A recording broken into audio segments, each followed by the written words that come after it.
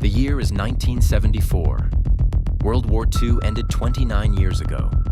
The atomic bombs had already fallen. Japan had surrendered. Millions of soldiers had gone home, started families, grown old. But deep in the jungles of the Philippines, one man had no idea. He was still out there, still on patrol, still fighting a war that the rest of the world had completely forgotten about. His name was Hiroo Onoda.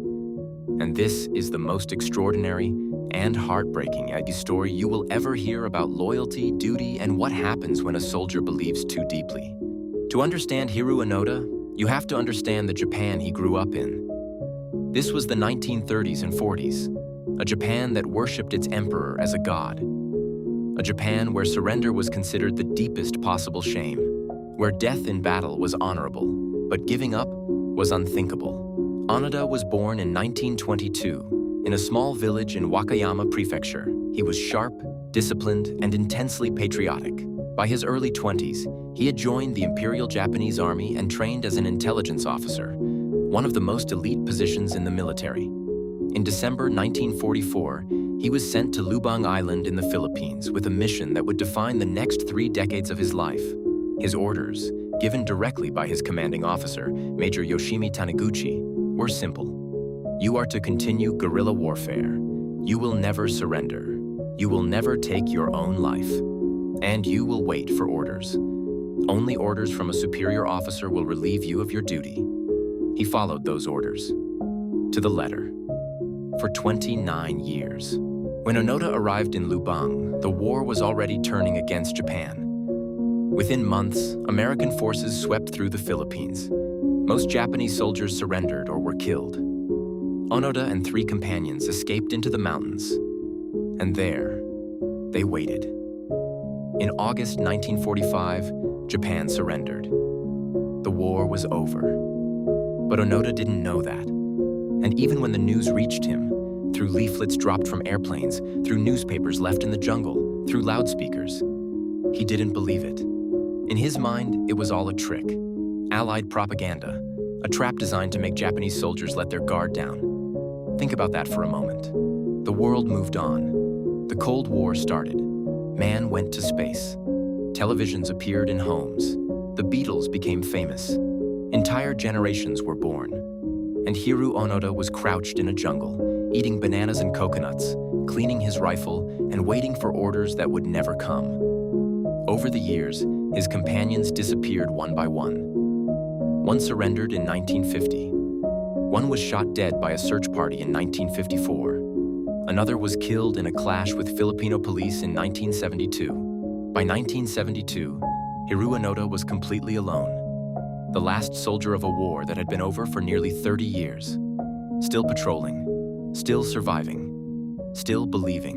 In 1974, a young Japanese adventurer named Norio Suzuki decided he wanted to do something extraordinary. He told his friends he was going to the Philippines to find 3 things: a panda, the abominable snowman, and Hiroo Onoda. Most people laughed at him. He found Onoda in 4 days. The 2 men sat together in the jungle. Suzuki showed Onoda photographs, newspapers, proof that the war was over, that Japan had rebuilt itself, that his emperor, the man Onoda had devoted his entire life to, was now a constitutional monarch living peacefully in Tokyo. But Onoda would not stand down, not without orders from a superior officer. Those were his instructions. That was his code. So Suzuki went back to Japan, and somehow, through the Japanese government, he found Major Taniguchi, now 77 years old, long retired, working as a bookseller. Taniguchi flew to the Philippines.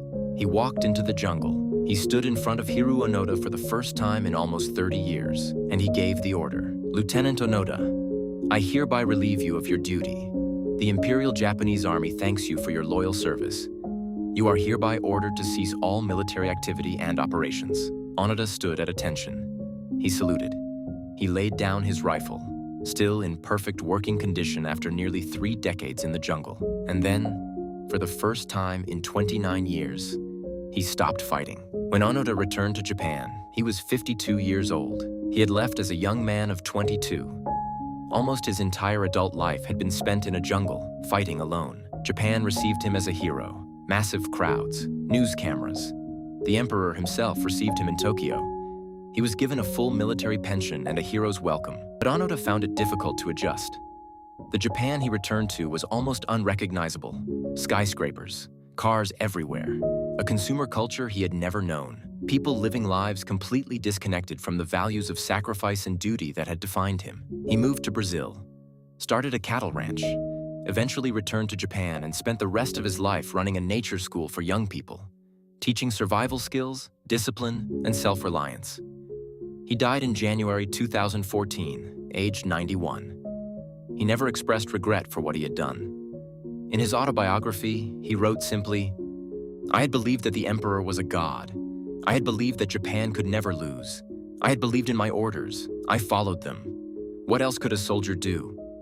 Hiroo Onoda's story isn't just about a man who didn't know the war was over. It's about what happens when belief becomes unbreakable, when loyalty goes so deep that no amount of evidence can shake it. Was he a hero? A tragedy? A warning? Maybe all three. What I find most haunting is this. While the world celebrated, rebuilt, healed, and moved forward, this man was alone in the dark, fighting for a cause that had already ended. Completely loyal, completely forgotten, completely certain he was doing the right thing. If this story blew your mind the way it blew mine, drop a comment below. I want to know, do you think Onoda was a hero or a victim of the system that created him? And if you're new here, subscribe.